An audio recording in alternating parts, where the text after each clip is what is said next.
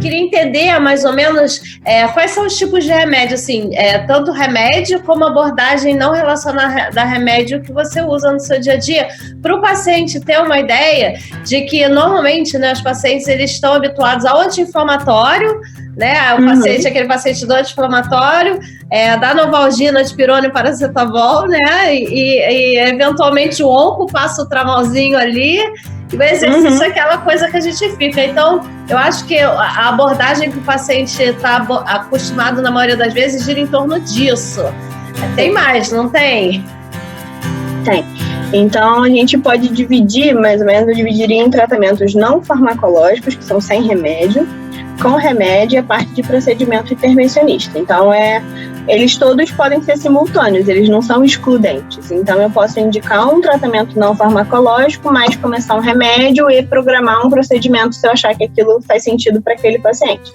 Então, por exemplo, de tratamento não farmacológico, sem remédio, o que a gente tem mais evidência? Então, principalmente, atividade física, como eu falei, é claro que essa atividade física ela tem que ser acompanhada por um profissional, ela não pode ser feita para exaustão, ela tem que ser mais pensando numa reabilitação, né, no paciente oncológico principalmente, evitar a perda de massa muscular, que é muito comum durante o tratamento. Então, várias coisas que a gente vai poder focar no paciente oncológico.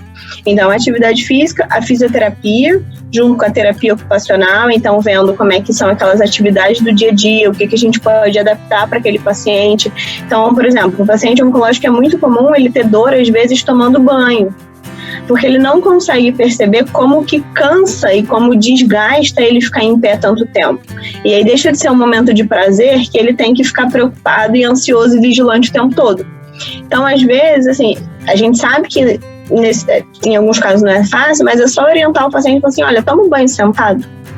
E aí ele vai relaxar, não vai ter tanta dor, porque ele não vai passar tanto tempo ali em pé, e ele vai pegar aquele tempinho que é economia de energia, que a gente chama, e ele vai aproveitar o tempo com o familiar dele depois, pode almoçar, jantar em família. Então, isso parece uma medida boba, mas isso faz muita diferença no dia a dia. Então, assim, essa organização da rotina, a gente tentar otimizar as atividades do dia a dia, isso a terapia ocupacional faz brilhantemente. Eu, na consulta, eu dou algumas orientações, mas se eu acho que precisa de uma coisa, né, mais específica, a gente encaminha também para o terapeuta ocupacional, a parte da fisioterapia de reabilitação.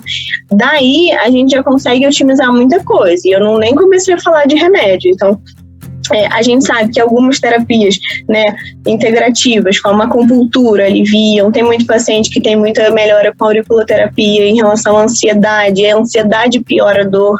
Então, mesmo coisas que não fazem ação direta na dor, por exemplo, a aromaterapia. A gente não consegue dizer assim, a aromaterapia diminui a dor, mas a aromaterapia diminui a ansiedade, e a ansiedade piora a dor. Então, a gente consegue modular alguma coisa, assim, melhorar alguma coisa, trazer um conforto maior. Então, tem várias práticas que a gente consegue fazer nesse sentido. Eu gosto de fazer junto com a terapia medicamentosa em alguns casos. Então, por exemplo, se eu sei que é um paciente que está tendo muita dor para fazer atividade física, eu não vou falar para ele assim, vai reabilitar e depois você volta. Eu vou começar uma medicação, eu posso fazer dentro dos remédios, tem os analgésicos simples, né, que aí seria dipirona, paracetamol. Para paciente crônico, a gente não gosta de fazer anti-inflamatório por conta do risco de fazer lesão, insuficiência renal, lesão de trato gastrointestinal com úlcera, sangramento. Então, a gente faz em alguns casos selecionados? Faz. Quando é uma coisa muito aguda, que eu sei que é um tempo pequenininho, que eu estou querendo alguma coisa com aquilo, mas fazer contínuo não faz. Então, a gente pode fazer os remédios antidepressivos, que a gente está fazendo não é para depressão, é porque, como eu falei, como a dor ela é modulada por esses nossos hormônios, né, as endorfinas, os neurotransmissores, quando eu faço um antidepressivo, eu aumento esses hormônios, esses neurotransmissores, e aí eu diminuo a dor.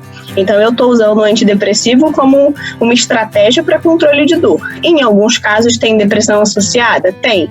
Mas aí a gente faz o antidepressivo até uma dose. Se é uma depressão grave, eu não vou me meter nisso sozinha. Eu vou pedir ajuda do psiquiatra. Eu vou compartilhar essa decisão com o psiquiatra. Então, eu também não vou ficar tratando uma coisa que está fora da minha atuação, entende?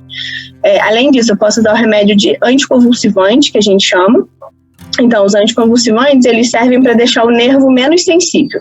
Então, quando tem uma dor, que é uma dor que machuca o nervo, que está pressionando o nervo, a gente usa ele para deixar esse nervo menos sensível e sentir menos aquela dor de nervo, que a gente chama aquela dor neuropática, que às vezes é bem difícil o controle. Junto a isso, a gente tem os opioides também, né, que acho que é o que é mais conhecido nos pacientes oncológicos, então, que todo mundo tem medo de fazer os opioides. E lembrando que é o padrão ouro para tratamento de dor oncológica. A gente fala muito do medo dos opioides por conta da crise de opioides dos Estados Unidos. Opioide é morfina, né, para o pessoal entender os primos então, os dela, opioides, coisas que a gente não sabe. Então, por exemplo, os opioides são a morfina e os parentes. Então, o Tramal é um opioide, o Paco é um opioide, o Tilex é um opioide, a codeína é um opioide. Então, você falou até dos oncologistas, eles gostam muito de passar, né, Paco, Tilex, a codeína, mas a codeína vira morfina. Então, a codeína é uma pré-droga, uma prodroga, que a gente chama. Então, ela precisa metabolizar no fígado para fazer morfina. Isso é um nível muito, muito baixo de morfina que faz. E a gente sabe que tem uma variação genética, tem pessoas que não metabolizam, então não produzem morfina, então a codeína não serve para nada, não tem nenhum benefício para dor. E tem gente que metaboliza, mas é muito rápido. Então, ela funciona e logo diminui. Funciona e logo diminui. Então, a pessoa tem o benefício, alivia a dor e acaba rápido. E aí a pessoa pede mais remédio e a gente acha que ele é viciado, mas na verdade ele só está com dor. E ele soube que o remédio fez efeito, aliviou um pouquinho, mas como metaboliza muito rápido, o controle de dor não continua. Isso é uma diferença muito importante quando a gente fala de vício e pseudovício, né? Então, o vício no remédio é a gente achar que, assim, é aquele uso recreacional. Então, você está fazendo a droga, né, a medicação, para você ter uma onda, para você ter um efeito ali desse efeito abusivo mesmo, que você quer a parte recreacional. Quando o paciente usa a medicação porque ele tem dor, ele tem o benefício, e aí ele vê que sem a medicação ele continua com dor e ele pede o remédio, isso a gente chama de pseudovício. Mas, na verdade, o que ele está fazendo? Ele só está buscando conforto.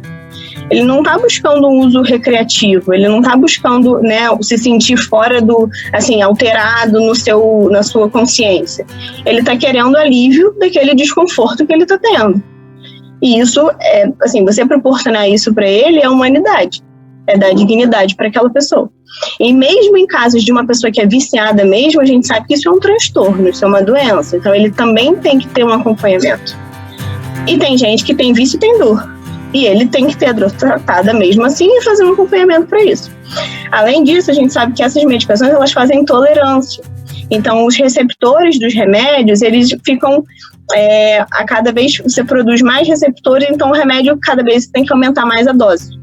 Isso é um efeito esperado do remédio. Eu sei que isso vai acontecer. Cada vez eu vou ter que fazer uma dose maior para o mesmo tipo de dor.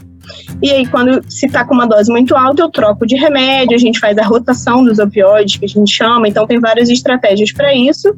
Em alguns casos pode ser porque a doença avançou, né, a doença piorou. Em outros casos pode ser justamente por essa tolerância da medicação. Então eu também vou ter que investigar isso.